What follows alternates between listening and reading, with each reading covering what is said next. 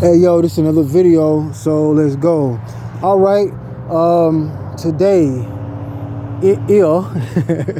today is April the 18th, one day before April 19th of 2023. But in 1996, it'll be what? Now it'll be 27 years. I made a video about it last year. I was in a whole other state of mind, another state also, I would say. But now I'm back here. I was here maybe 5 years ago, about almost 5 years ago, about a little close to a little over 4 years ago. I was here.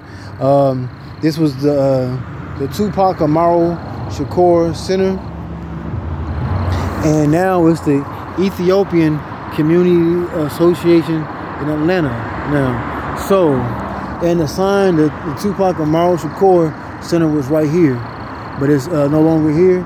But I did, what I did when I got to come, I was grateful that I got to come and do something very spiritual, before a long time ago, So I want to do the same thing here. So I remember I think to me, I was thinking about this today.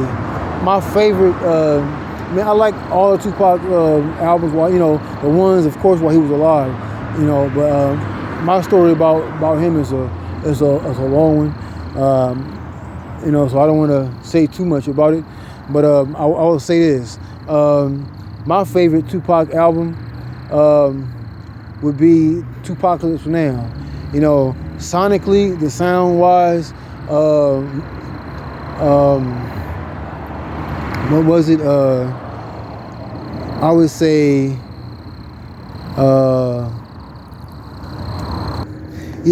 Eyes on Me. I had to think. I'm like, I almost called it another name, but it was All Eyes on Me, the album that was sonically, people would compare it like that'd be like one of the best sounding albums of all times, studio wise. But like, to me, like Tupacalypse Now and Strictly for My Niggas, that I'll say that Tupacalypse Now, he did it like mythology wise on that album, but Strictly for My Niggas, it was a lot more dealing with his life, and every album started dealing more and more with his life. So that's why Tupacalypse Now, I feel like it's a great album, because of what he made with mythology he made. So, and I remember the first, if you ever hear that album, Tupacalypse Now, the first thing he say is, he said, fuck St. Ives, it's an old thing, it's an OE thing, man. Oh man. So I'm about to go ahead and, so since when you like the same thing with C. Freeman L, Bobby Hemmitt, when Bobby Hemmitt knew that C. Freeman L drank what? OE, or the Old English. This is not a motherfuckers like, what you doing? Yo ass up there doing a commercial for OE. No, I'm not. Well, see, that's the thing. I'm not explaining shit. All I'm saying is like, hey, it's like this.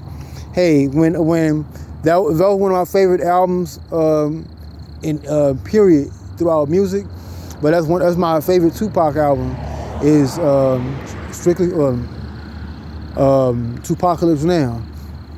So what I'm gonna do is, this is not a commercial, so you gotta do it right. So you don't do it right, it's not gonna be right. So it's setting up right now, about to pop out the bottle.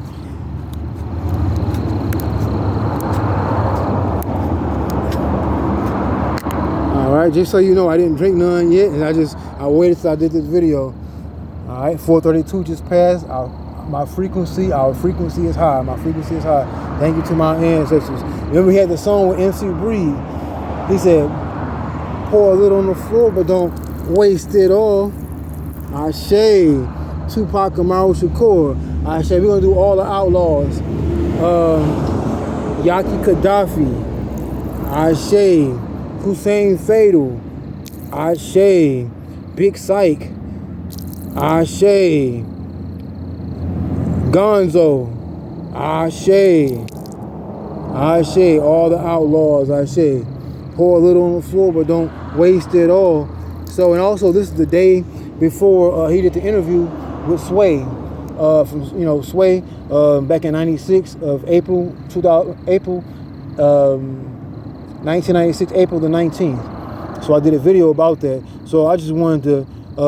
So what I'll probably do is put that video in the description that I made dealing with that and how it's. Right before 420, I'll break all that down and talk about that over from last year. And my, oh my, how things has progressed, I would say, over the last year. You know what I'm talking about?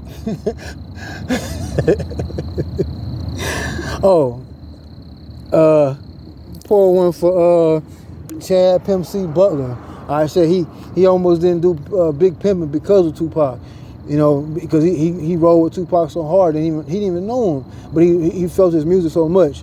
You know what I'm saying? Albert Prodigy Johnson, because Prodigy did, and he realized him and Tupac had a lot in common. After everything was over, it's a lot of people, a lot of forces, and that's why I say friends and family. And what you think they are, they'll stop a lot of things from happening. But Prodigy, he did like 2 or 3 songs with Tupac in it, like sample wise, and then he did like a talking. He was talking in the video saying how him and Tupac would have ironed it all out because they had the same ideas. But it's just when certain egos getting away. So we're gonna pour one up for Prodigy, Albert Prodigy Johnson. Ashe. Who else? And Daniel MF Dumile. Ashe. I had made a video. They were supposed to have been working together, all 4 of them. Those are my top 4. You know what I'm saying? So they've been my top 4 for a long time. But yeah. But I wanted to shoot this video on the day before the 20. Was that 4? Yeah, this is gonna be the 27th year anniversary. So since that, 2 + 7, 9 ether. Ashe. So, wow. Okay. 729. Ashe. Paschal, Beverly, Randolph. Ashe. Ashe. If you know, you know. Ashe. All right. Rise in Power, Tupac Amaru Shakur. This is where the old Tupac Amaru Shakur center was at, and this is where the sign was at. So I didn't know it all changed. So I'm glad I came when I did instead of another time. So but I got some things to do, so I wanted to make sure I do this before anything else happened. All right. Ashe, kill God, because God doesn't like or love highly melanated people. He only loves us when he can take the energy from us. And where does they take the energy from us the most? In those religious centers. Religion is not spirituality. Religion is what? It's a tool used by government. That's what that is, to make people subservient. Ashe, kill God, because God doesn't love highly melanated people. Ashe, nigga, you know. Pour a little on the ground, but don't waste it all.